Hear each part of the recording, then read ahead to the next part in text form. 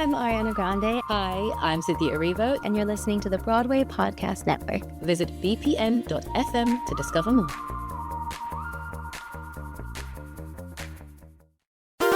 There's a cat over here. There's a cat over there. And the wrong one died. And the wrong one died.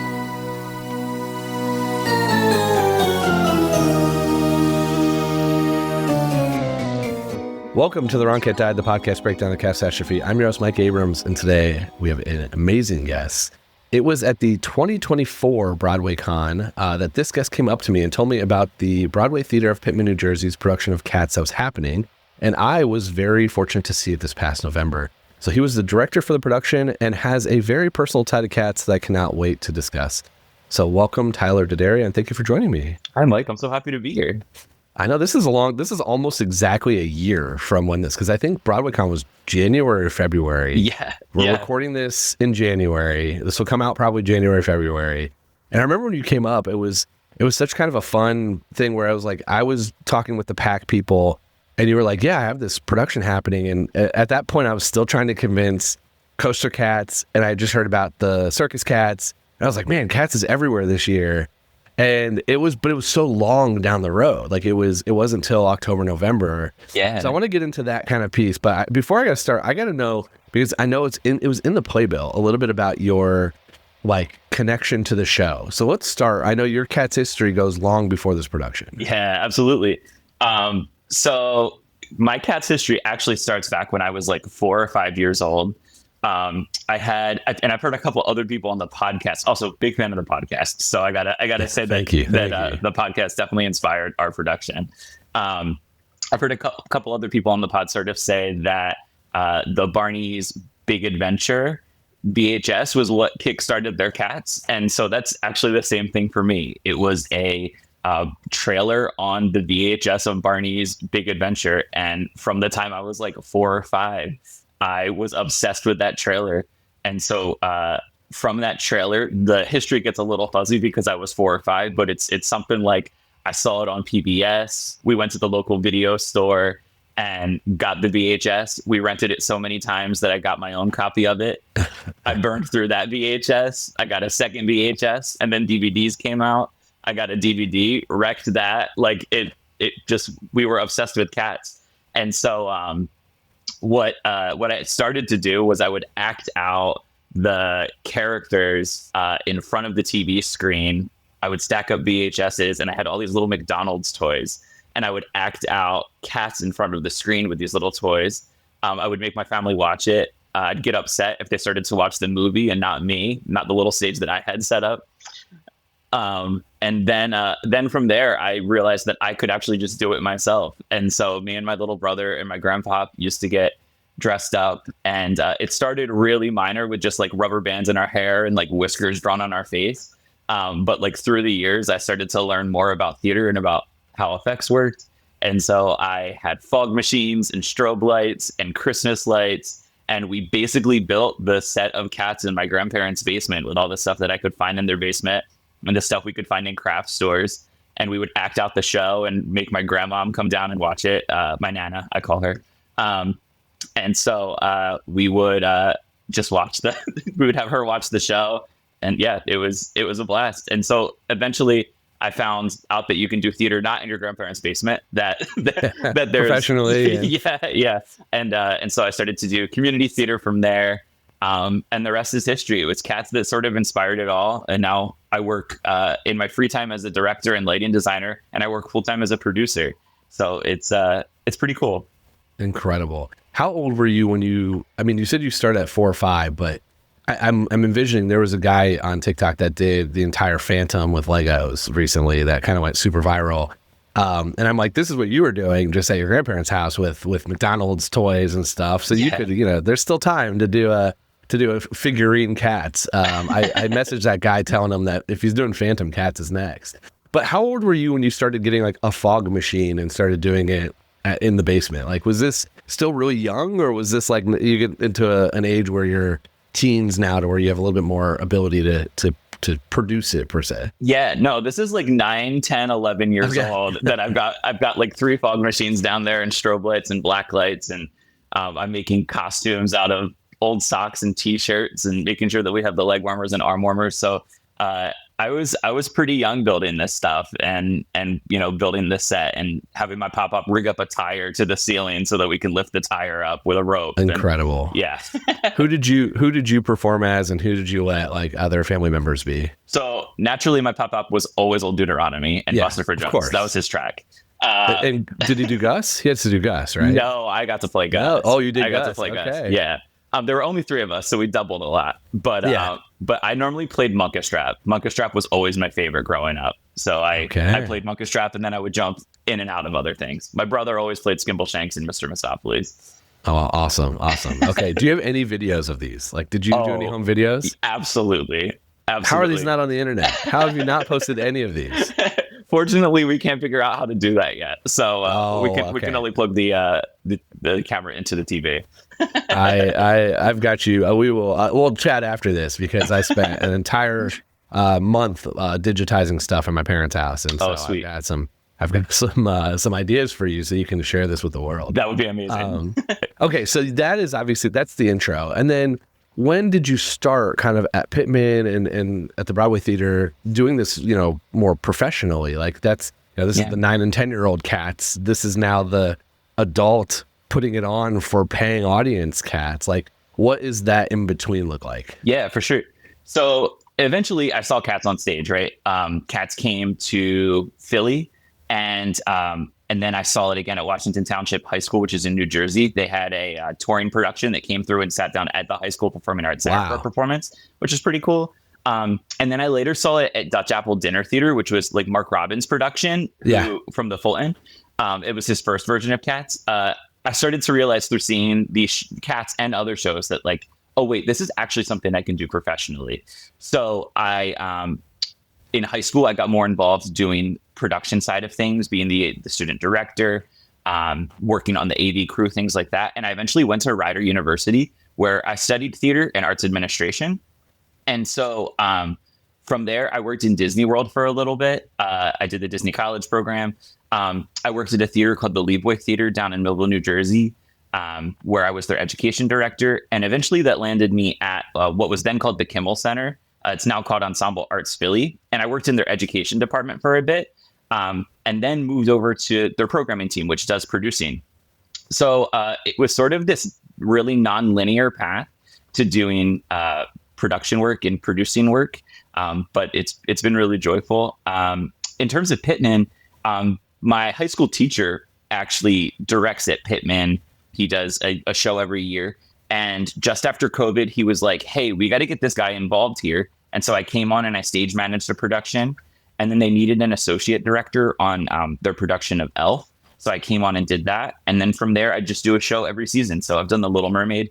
I directed Kinky Boots. I just did Cats, and I'm doing Freaky Friday next season. Nice, so nice. I just stay involved with the community at Pitman. It's a great group of people who I love very dearly. They're good friends of mine, and of course we get to put on shows together, which is just an absolute blast. Yeah, a very fun town, historic building. I mean, just a cool place. I'm sure a lot of people have listened to this have never been to Pitman, New Jersey. I hadn't until you all were like, hey, come. And I was like, I'm absolutely will be there. And it's not far from New York where I am. Yeah. But you obviously, how much say do you have in picking that show? Is it like, what does that look like? Because you obviously knew the Cats part was coming. This has been, I'm assuming, a dream of yours for forever. Is there you have to be able to get the rights for certain times? Is it like, because it feels like Cats is all over the place right now. Yeah. So, actually, it was when we were directing The Little Mermaid, but when I was directing The Little Mermaid, my choreographer, Heather, who's also the artistic director, noticed that I was carrying the Cats bag that I got at the Museum of Broadway every day. And she was like, Cats, huh? I was like, no, you don't understand. I love Cats. I love Cats. And she's like, no way. Okay, I'm going to keep that in mind. Our general manager wants us to do Cats at some point in the future. And I was like, done. I'm in. And so it's just, for lack of a better word, it was this sort of chase of like cat and mouse, figuring out when we would finally be able to do Cats.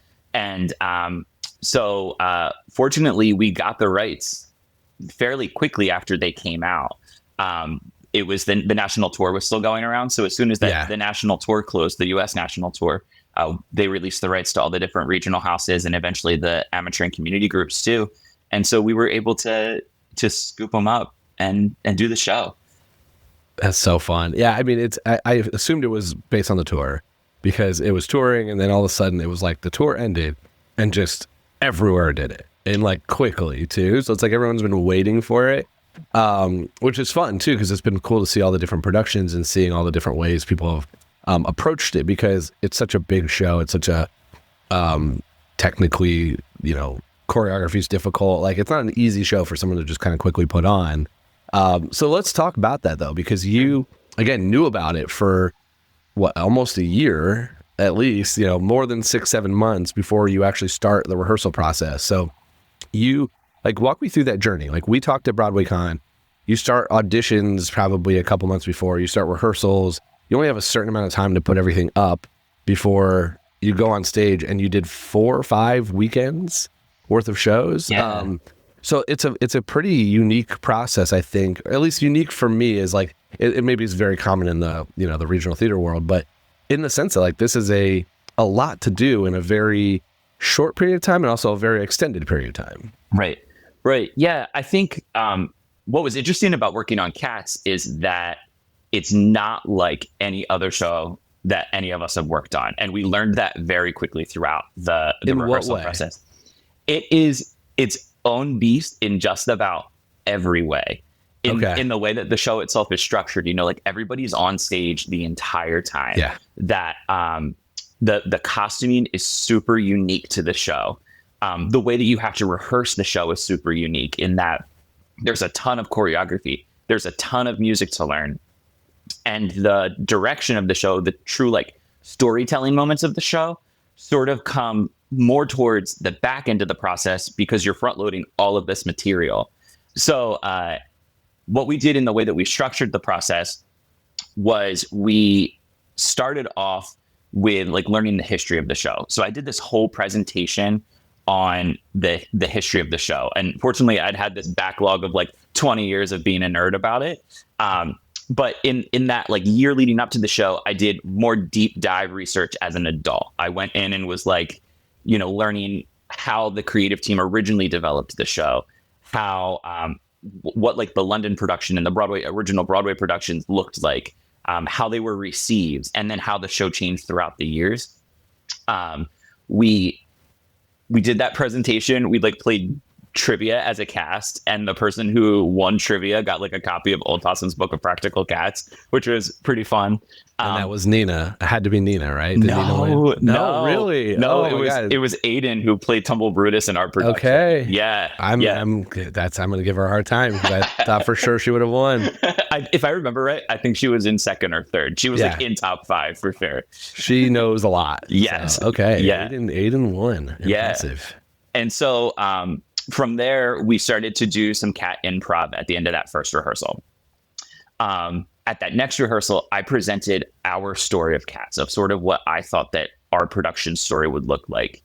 And we did 3 words. I used some of the original 3 words, but created a lot of new 3 words, just based on who I thought that the cats were and the relationships that I wanted them to have. And so we spent like a good hour and a half to 2 hours navigating the story. The cast was so into it.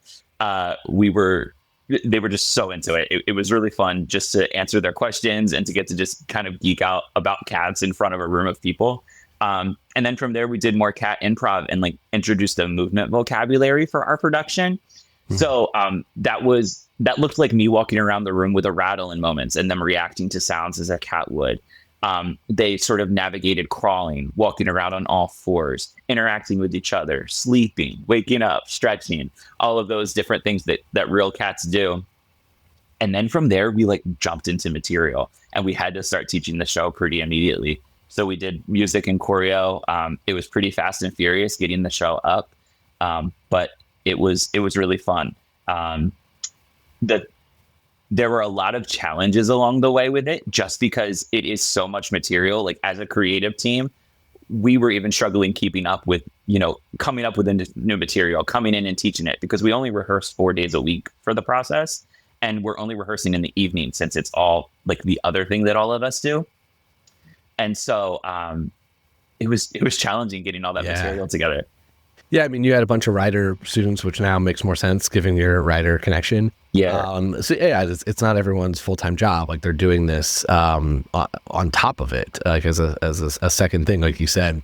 I want to go back to the story though. Sure. What did you tell them, and like what were your maybe tweaks or changes that you added, where you had different 3 words or different kind of relationships that maybe aren't I would say aren't the norm, but like there is no norm because there's so much that's debated within the cats community that I feel like that all of it's kind of up for interpretation. Yeah, sure. So in the way that I approached this whole production, I was like, I want this to be the Cats that 11-year-old Tyler would want to see. So I like... You made a show for yourself, basically. I did, but I did that because I thought that if there were kids in the audience, I would capture their attention and maybe have them and let them fall in love with the show in the same way that I did. And then I also knew that if kids were into it, then adults might be able to like say, I don't understand, why are they all cats? And they might be able to like ignore that thought pattern and just be like, wow, this is really beautiful. And I'm feeling something, even if I don't understand why I'm feeling it. And so I just leaned into the spirit and the feel of the show. In terms of the story, though, obviously the 1998 version of the show very much inspired me. But legally, we can't do that, right? We can't just do like the 1998 version of the show. So I basically went through song by song and explained what happened in the story to the cast. And so obviously, we followed the traditional version of the story. The Jellicle cats meet once a year, and, they make this Jellicle choice. But what I fleshed out more was specifically, I wanted to make more sense about why Syllabub and Victoria were so important to this story. And so we added a couple moments in the show where Syllabub and Victoria listened to Grizabella more. And so during the Act 1 memory at the end, we had Syllabub and Victoria pop out so that there's more of a reason why Syllabub stands up at the end to sing with Grizabella. And there's more of a moment more of a reason why Victoria is the first one to touch Grizabella. Yeah. Are you playing it as daughter? Yeah, because like I think Mark did that, and a couple other like productions have tied that relationship to Grizabella a little bit more in depth within the show. Yeah, we didn't play it as daughter. We did play it like it was Victoria and Syllabub's first time coming to the Jellicle Ball. That this was their very first ball, that they didn't know anybody. And then they very quickly sort of got scooped up by Elektra and etc., who had been to the Jellicle Ball a few times. And so they sort of became this like pod of kittens throughout the evening. So that was sort of how we framed the Syllabub Victoria connection. Elektra and etc., there's very little about them online. Like they're in the 1998. And so those were 2 cats where I had to create 3 words for them. And that was fun to come up with those. There were some 3 words that I didn't agree with, or that like were definitely created in 1982 and are no longer the okay way to say some things. So like specifically around like Bumball Arena, I changed the words. I think the word was voluptuous, and I was like, I'm not gonna say that. We're gonna play flirty or like something like that instead. Yeah. What other relationships did you like between the cast did you tell them is like these have to be true? What relationships have to be true? I think that I didn't want to play Rum Tum Tugger and Misto as a couple. I know that that's been a hot thing throughout the years. That's the fan fiction, I think. Yeah. The actual like, I don't think that's coming from any direction necessarily from any creative team, or it's just that's something that a lot of fans like. And that's what I told the cast. And I told them what Jacob Brent shared about how it also has to do with the offstage relationships of a lot of Tuggers and Mistos too. Yeah. I wanted to play it that Munkustrap and Rum Tum Tugger were old Deuteronomy sons. And the way that we played it in ours, because I thought that it added more wonder and magic to it, is that Misto is also his son, but doesn't know that. And so with that in mind, we played Tugger and Misto as brothers. So that's why we didn't want to go into the romantic side of things. That was the one thing that I knew that I wanted to be true. From there, a lot of the story work we did as a cast. So I presented what I wanted. Some of them had listened to the podcast and had some other theories and thoughts. And so then I sort of curtailed those thoughts, like Gus and Jelly Loram being grandfather and daughter. We played that way. Just because Kate, who played Jelly Loram, brought that up in the room, and we were like, yeah, no, you know what? We really like that idea. We're going to go with that. Mungo Jerry and Rumpel Teaser being Jenny and Dot's kids. That was something that like we came up with in the room and or something that we had heard and we liked. So we applied that to our production. But I think the Old Deuteronomy Tugger Misto Monk thing is the one that we really McCavity, right? Like you didn't, because he's not in that Brotherhood. No. So we played McCavity open-ended. I sort of just let everybody pick what they thought McCavity was to the tribe. I basically told the cast, hey, McCavity did this bad thing. Fill in the blank. Because I wanted to leave that, like, he is the mystery cat after all, right? Yeah. So I thought that the more we left a little undone, the more they might be able to play with. Yeah. Okay. That's there's just so much to always go into. And I'd be curious to know, like, now that you did it, this is like a dream from Barney childhood. Right. Now that you've done it, if you were to do it again, obviously not like next year, but in a year or two, what are things that you were like, oh, this is great, or this is like, I have to I want to change this next time? Not because it didn't go well necessarily, but because more of the like, this would be a fun tweak now having been through the whole process. Yeah, that's a hard question. I think that there's a few little things that I would tweak. This is a silly one, but like when the boot falls on this stage, I realized that the audience didn't really understand that the cats were like put off by the boot. And so it wasn't until like the fourth weekend that I realized, oh, wait, if they had a bigger reaction to this boot, then the audience would be like, wait, that boot wasn't supposed to fall. So there were like little moments like that I caught on to just because I got to watch every performance and I got to hear the audience respond. I just realized that there were things that we could make clearer in what was happening on stage. I think the other thing that I realized I sort of missed in the process was explaining exactly why the Heaviside layer, why the Russell Hotel, and why we're going past the Jellicle Moon, like why she's ascending. Obviously, they know that she's dying. The cast knew all of that. But just like to pack the meaning behind all of that, that was one thing that as we got towards the end of the process, we were moving so quickly that we like lost some context for why that's important, why it was the Russell Hotel in terms of it being like the hotel room or the hotel that T.S. Eliot looked at from his office as he was like writing that little fragment of the poem.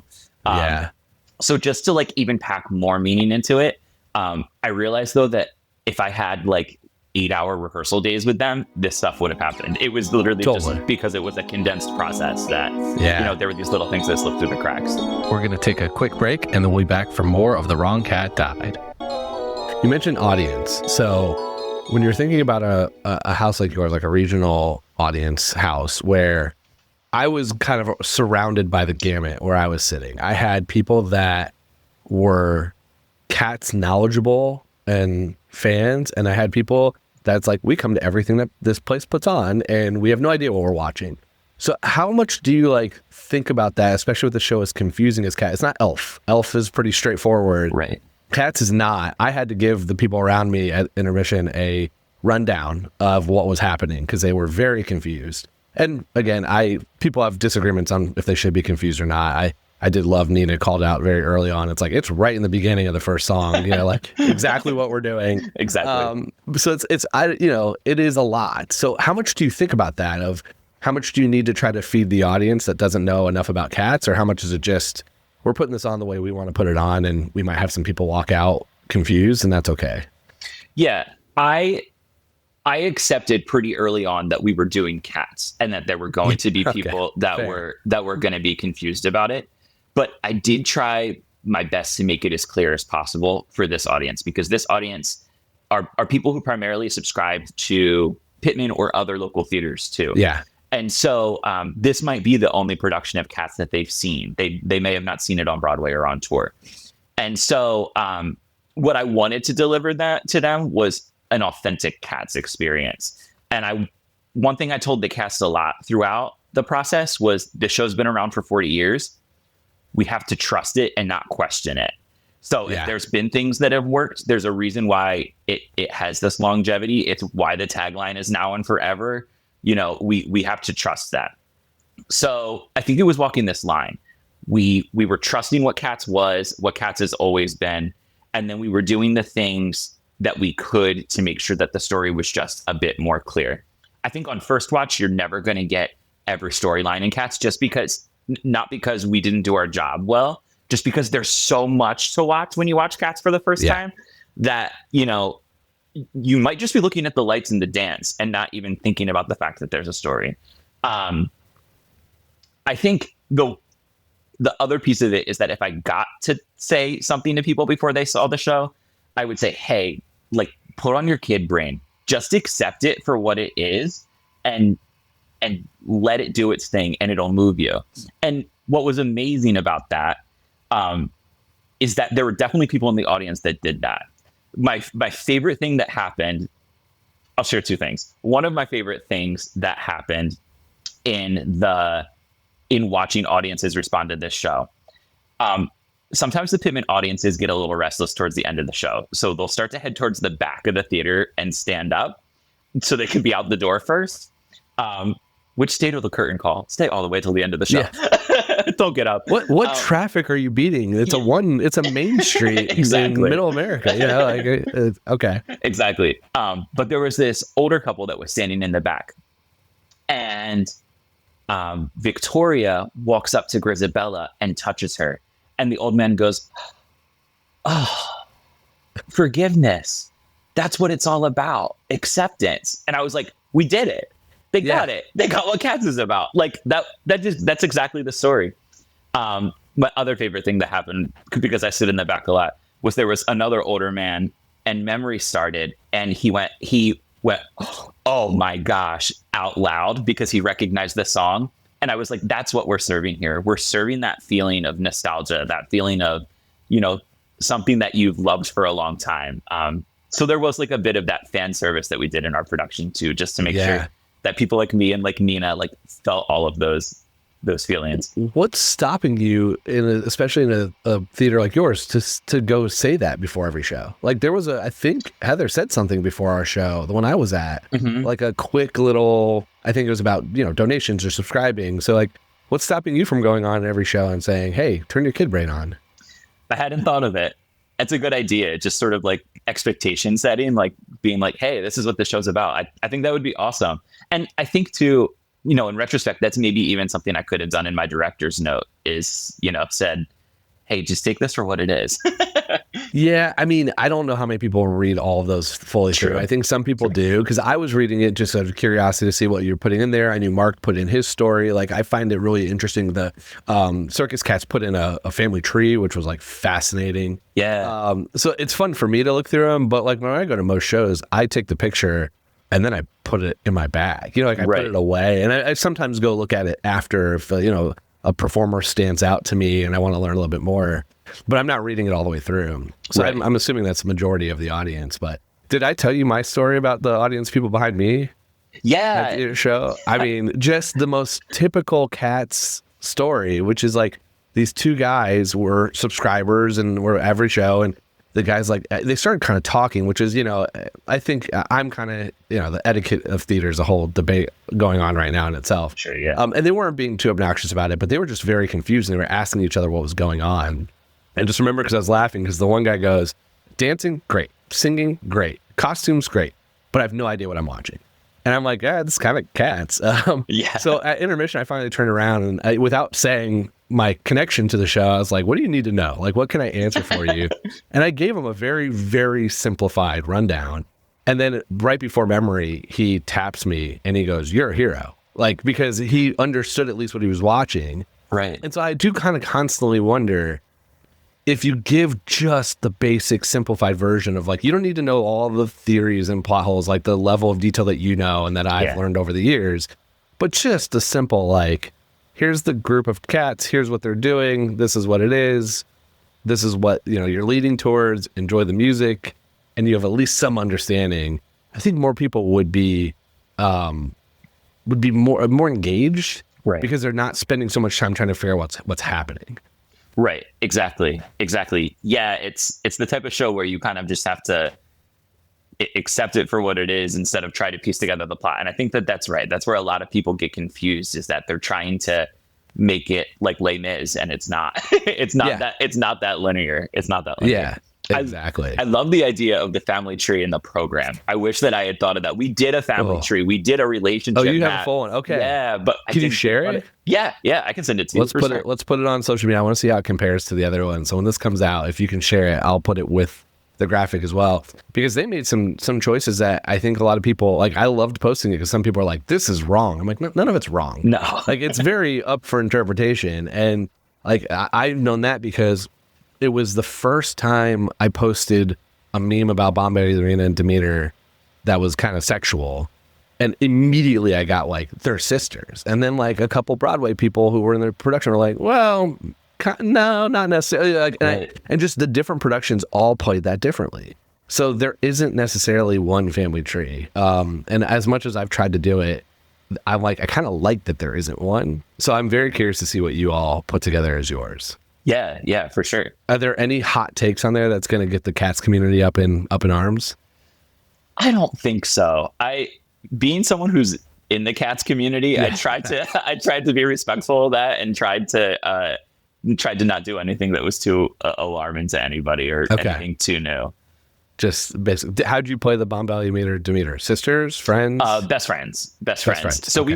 we played it that Demeter was escaping from a cavity at the beginning, arriving at the junkyard, and that Ballerina, kind of was like, "Hey, you're good, girl. Like you're back with the tribe. It's all good. You're here with us." And was just constantly trying to calm down Demeter's edge throughout the night, and also protect her. Devin, who played Ballerina, wanted to lean into that protective spirit. I explained to Devin that Ballerina was like, do you know like the 90s movies where there's like the old waitress in the restaurant and then there's like the new waitress who comes into the restaurant? I described Ballerina as like the old waitress in the restaurant who's like the bartender who's like, girl, you got to grow up and I'm going to help you do it. Yeah. Okay. I like that. That's fun. That's a fun way to do it. It's also fun to me because that storyline it's crazy to me that that's like a truth, is that like that's the one for sure, is that this like abuse piece. But also I love that it's like, all right, we're going to protect you, but then we're going to sing the most sexual song about your abuser possible together. Yeah. But it's one of my favorite songs in the show, so I can't really complain too much because I just love the music. Yeah, it's a banger. Yeah. What are some of your like favorite memories from doing this? Obviously, this has been a dream. So what are the things that you'll never forget from this production? I think that some of the things that I won't forget about the production are, one, it was the first time the cast got through the Jellicle Ball. That was an amazing moment. Just like tears streaming down their face because they were just swept up in it. They got through the whole thing. They were so just in it. That's a moment I'll never forget, just because I felt so proud. We all felt so proud.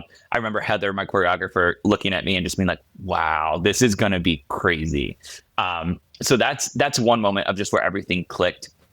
I remember the first time both we went through Act 1 and the first time we went through Act 2, the cast being like, I get it. I understand what this is now. Just because all the pieces clicked together, there was just this moment of, okay, you're not crazy. What you were telling us is legitimate and is going to feel good once we get through it. So I'll always sort of value that, like, yeah, Cats works and this is crazy cool thing that happened. I think the big thing for me is just the opportunity to share this show with people has been so touching to me and so sort of affirming, being even in the theater community, being this person who was just like, no, Cats is the best musical ever. That was often left with a lot of scoffs and a lot of laughs and chuckles, and getting to share this show with a cast that rallied behind it so hard and so fast and furious was amazing. Getting to share that process with them, but then also getting to share the show with audiences, getting to share the show that I loved and meant so much to me with audiences was really moving. On a personal note, my grandparents are still living. They're in their 90s. And so they were able to come back and see Cats, which was a really special moment. My little brother came and saw it 3 times. My parents came multiple times. A lot of people from my past and my history knew how important Cats was to me. So they came to see this show. So finally getting to share like what I see Cats as and get to share the way that Cats makes me feel with people that I care about and with like the theater community at large was just really, really special. There's in so many ways Cats informs who I am as an artist and who I am as a person and sort of just the way that I carry myself in the world. And so getting to have people finally get to see why is just, you can't beat that. It's full circle. I mean, it's something you've been waiting for so long. I'm surprised you didn't do one performance with your grandfather and brother, taking a role. I know. My pop-up was so funny when he found out that I was doing the show. He's like, so I should prep my song, right? Like I should prep my audition material. and then when we were in the process, he's like, hey, like, let me know if you need me to come in and coach the old Deuteronomy. Like, I got you. Like I can come in and give him some pointers. It was so funny. that's, I mean, there's some truth to it too, of like, if anybody can talk about your vision besides you, it's them. Yeah. So they could have been a good resource in rehearsals. Like, hey, here's where the fog machine comes in. Right. My brother was funny. When we did our preview we have like the community theater people come and watch our final dress. We did our preview performance and I turned to my brother and I was like, Kyle, is this a good Cats? Is this a good Cats? He was like, yeah, this is a good Cats. This is a good Cats. I was like, amazing. That was the stamp of approval I needed. That's all you needed. Yeah. Yep. I was like, okay, done. So when we talked at BroadwayCon, I did ask you if you would do one show without Grisabella being picked. How close was I to actually making that happen? Was I no shot or completely ignored? No, I wanted to do it. There was just no way to make it happen. I thought it would be no. No, I couldn't do it. But I definitely considered it for a second, even just for the gimmick of it. The gimmick of it, and I was just like the last performance, but then I'm also like, you'll probably never get the rights again, so you got to be real careful. Right.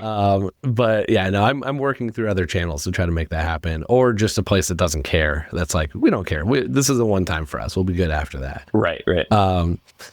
Let's do some rapid fire because I want to do some Cats rapid fire. So if you could go on yourself, you obviously played majority of them in your basement, but if you could go on one night, who would you want to perform as? I mean, I think it's Monkish Strap. Like that was the cat that I loved to play. To be clear, I could never play Monkish Strap, but that would be the cat. If in a dream world I had 12 years of dance training and vocal training, that's it. It would be. I asked this question knowing I can't sing or dance. I can't do any of these. So it's more of just like, but if you could, if you woke up with that skill in the morning, which one would it be? Who are your favorite and least favorite cats from a personality standpoint? My favorite cat is definitely Monkish Strap. Just because I think that he's such a fierce leader. I think he's such a kind leader. And he seems to be compassionate too, which are all the things that I try to be when I'm directing a show and when I'm carrying myself through the world. So Monkish Strap is definitely my favorite. My least favorite is really hard. I think like if I'm talking 1998 film version, it's like maybe Exotica because I don't know anything about her. But I really love all of the cats for different reasons, and I think that they all play an important part in the tribe, and that's what the spirit of the show's about. Totally. Which one, the 3 words would be the least like you? Oh, which one would the 3 words would be the least like me? I mean, probably Bum Ballerina. Okay. I don't have that confidence or that. That's not me. Favorite song in the show? This is the question that I've been sweating about for 3 days. You can say multiple. This isn't a strict one. Yeah. Okay. I'm actually going to say a couple specific moments in certain songs. Okay. So my favorite moments musically in the show are the post Tire Choir when everybody sings Jellicle songs for Jellicle Cats again. I think it's one of the best moments in musical theater when they all run down stage. It's amazing. Into the whole Practical Cat section. I'm obsessed with that. The Jellicle Ball post Grisabella scare through the end. when the cats are all frenetic, and then we go into the grand Jellicle theme section at the very end. That makes me cry and gives me goosebumps every time. I love the very end of Mr. Mistopheles when Old Deuteronomy is revealed, from the moment like Misto jumps into his arms all the way through the end with the cat celebrating and Tugger riffing and Misto doing the flips and Cassandra coming back out. That's, I just think, absolute musical theater magic. And then the Journey to the Heaviside Layer is just an absolute banger. It's such a good song. Yeah. I mean, great choices all around. Okay, my fun question. I always ask one fun question. I'm curious if you're going to be able to remember this, but Okay. I want to know which McDonald's characters played which cats when you were doing it with figurines. Okay. All right. So I know that Jane from Tarzan was Jenny Anydots because she had like the big yellow dress. And so I was like, Jane from Tarzan, you're Jenny Anydots because you have the big yellow dress. I know that Old Deuteronomy was always played by a mini Furby. Because Furby. Like a Furby, like the little bird. The little, okay. I mean, that fits for Old Deuteronomy. Yeah, I think it was just floofy and like bigger in my brain. Yeah. I think that's all that I remember. I know that there were other Disney characters in there. There were a lot of like random Nickelodeon characters and stuff that were in there too that I don't even know what shows they were from. There is one more. Cat Dog always played Mungo Jerry and Rumple Teaser because they were twins. Yeah. Like naturally. So you were more on the aesthetic, not the personality. Like there's no Grimace being McCavity for stealing type of thing, right? Like, no, okay. It was never quite that deep. I think I was more about the way that those different characters made me feel. So if you know, if I'm like Old Deuteronomy is the old grandpa, this creature has to feel wise, or like it would be, Furby felt wise to you? Those things scared the living daylights out of me. I mean, I guess there was something all knowing about a Furby. Yeah, that's true. It did. I forget where I was, but someone was talking about Furbies, and my grandma had one at her house for years after they were a thing. And I just remember I took the batteries out and the thing still went. Like it still moved. Like that was the most omnipresent, never dying piece of toy I've ever sent. So it is a little Old Deuteronomy. Yeah. Like it had a very long life. Yeah. Okay. Final question. It's coming. So I obviously don't think Grisabella should have been the right Jellicle choice. Obviously you had to do it in the production, but I want to know, you, Tyler, who is your Jellicle choice and why? Okay. So my Jellicle choice is Grisabella. And the reason that it is Grisabella is because in order for this, the whole story of Cats is about community and about forgiveness and about acceptance and about welcoming someone back to a community when they've been sent out of it or unwelcomed from that community. That was the intention, the original intention of the story was, for it to be about forgiveness, just because that's what so much of T.S. Eliot's writing was about.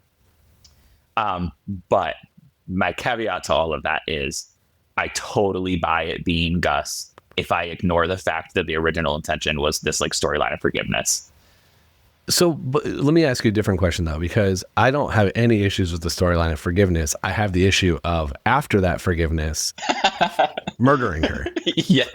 Fair. So what is your interpretation of the Heaviside Layer? Like, where is she going? So that was a big point of contention with the cast too, is that they're like, okay, yeah, we totally buy this forgiveness thing. We're going to kill her. She's going to go to the Heaviside Layer and die. That might be because they listen to my show a lot leading up to this. True.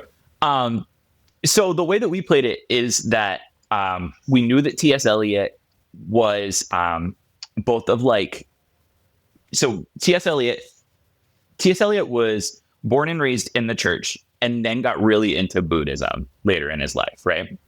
Mm-hmm. And so in Buddhism comes the idea of reincarnation. And so the way that we played it in our production with that in mind is that the greatest honor that a cat can be bestowed is this idea to be reincarnated, to ascend to the Heaviside Layer and get to be reborn and live another life. So it's in our production, we didn't play it so much as death as the opportunity to be reborn into something new, to come into a fuller form of yourself. And that let us all swallow that pill just a little bit more. Yeah, I think that makes sense, because that's been always my argument with the Joel Cabal, why it's harder to argue against Grisabella there, because it doesn't feel like it's death in that production. Right. It was very much you're going back into the world with being accepted again, which is, I still firmly believe, a huge part of the story and needs to be there. Where I want that tweak is the after. I'm like, you just accepted her back. Stay. Like, enjoy some time. Like let's have a family moment there.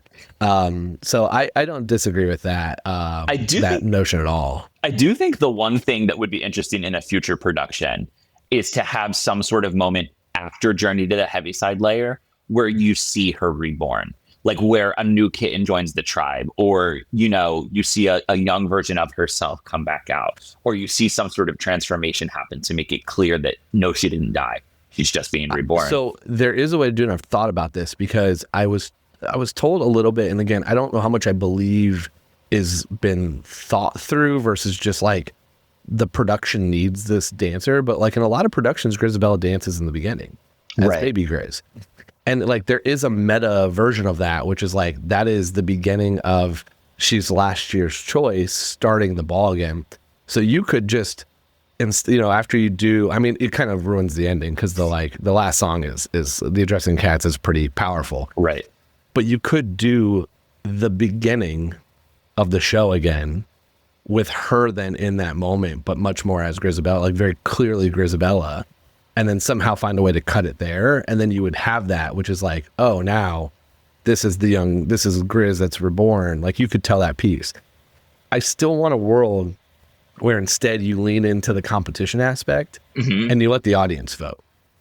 Oh, that would be amazing. That would be so much fun. Be so fun to do that. And I always thought about that with the tours, because I've been at a few places or a few shows where I've known somebody in the cast. Like I interviewed somebody and then I went to see them on a Broadway show. And they're like, oh, you picked a good day to come. 300 people from my dance studio are going to be there. And I'm like, this person would win tonight. Like it doesn't matter what character they are. They're winning tonight because the entire audience is there for them. And I think that's fun. Like imagine being on tour and going home, or even in your show, it's like, this is the day that a bunch of my friends and family all came for me. All of a sudden, etc. is the choice because of that. I think it's a really unique twist, but I don't think the license allows that yet. No, but could you imagine how sad it would be if Grisabella sings Memory and then she doesn't get chosen? She sings it and they're like... Not if you have a pause moment. So this is what you have to do. You have to say, okay, that great moment, and then she's brought in. Instead of just being let up, she's brought back to the tribe. And then you have a chance to line everyone up. You probably have to add a moment of like, okay, now we're ready to make the choice. Now that our family's all here together, who won tonight? Fair. And then go. And it would work the same, because you'd still get that forgiveness moment. You'd still get the redemption story. You'd still have this family moment. But now it's like, all right. And Grisabella will win some nights, a lot of nights probably, because that song is the last thing you see. It's very powerful. But she won't win every night. That's my pitch. That's my pitch. So if you ever do this again and you get licensed, that's what I would like to see happen. And other shows do it. Drew do it. I do know that somebody did it in a chorus line, but got in a lot of trouble. Yeah. So, so maybe it's not as possible as I think, but that's my dream. I love it. But this has been so fun. I hope you get to do Cats again in your life. And if you do, let me know. I'll be there to support any way I can. But how can people stay in touch with you on everything you're working on in the theater world or professionally? Yeah, sure. So my website is tylerdaddario.com, just my first name, last name. And you can check out everything that I do there. You can also check out pictures from our production of Cats if you want to check those out. They're on there too. Amazing. Well, this is so fun. I really appreciate you coming on and sharing and letting me come out and experience your show. It was a great time. Yeah, absolutely. Thanks for having me on the show. And of course, thanks for coming to see our show. It was so cool to have you there. We loved it. Awesome. Well, thank you. And thanks everyone else for listening to this episode of The Round Cat Died, the podcast breakdown of Cast Catastrophe. To follow along, you can subscribe on Apple Podcasts, Spotify, or any other podcast. Follow us on social media at The Round Cat Died, or check our website, theroundcatdied.com.